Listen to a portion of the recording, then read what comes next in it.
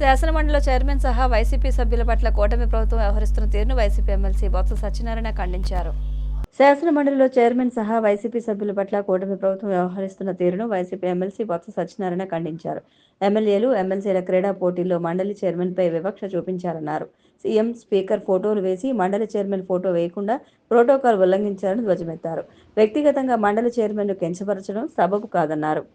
Speaker గారు, ముఖ్యమంత్రి గారి తాలూకా ఫోటోస్ తప్ప చైర్మన్ గారి ఫోటోను ఎక్కడా కూడా వేయకపోవడం అనేది అది వేలెత్తి అడిగాం.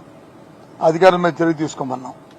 ఎవరైతే దీన్ని అలసత్వం వహించారో, ఎవరైతే దీన్ని ఈ విధంగా చేశారో అని చెప్పి అది కూడా ప్రభుత్వం తరఫున కూడా సానుకూలంగా చెప్పారు, చర్య తీసుకుంటామని చెప్పారు. చాలా సంతోషం, చర్య తీసుకోవాలి. ఎందుకంటే ఇలాంటి మళ్లీ పునరావృతం కాకూడదు, ఇలాంటి పార్షియాలిటీ ఉండకూడదు. సభ అంటే శాసనసభ కంటే శాసనసభ ఇంకా గౌరవంగా ఉండాలి. అంతే కించపరిచేట్టుగా సభాధ్యక్షులు కానీ మెంబర్లు కానీ ఎవరిని కానీ ఉండకూడదు అనేది మా ఉద్దేశం. అది కూడా వీళ్ళు చెప్పడం జరిగింది.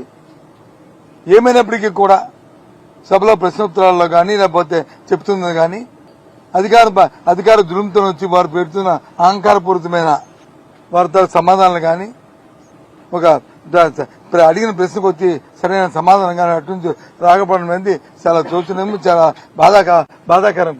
బాధాకరం కూడా. ఏమనంటే మీరు వచ్చి మీకు అలవాటు, మీరు వాకౌట్ చేసుకోవడానికి వాకౌట్ ఎందుకు చేస్తారండి? మా సరదా మాకేమైనా మాకు కాదా?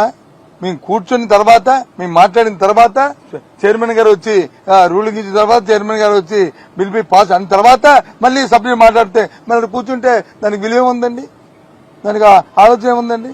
అందుకే మేము సభ నుంచి వాకౌట్ వచ్చాము. కాబట్టి ఈ ప్రభుత్వానికి ఈ చట్టసభల పట్ల ఏమాత్రమే గౌరవం ఉందో, ఏమాత్రమే వాళ్ళ ఆలోచనలో ఏ విధంగా ఆలోచిస్తున్నారో మరి రాష్ట్ర ప్రజానికి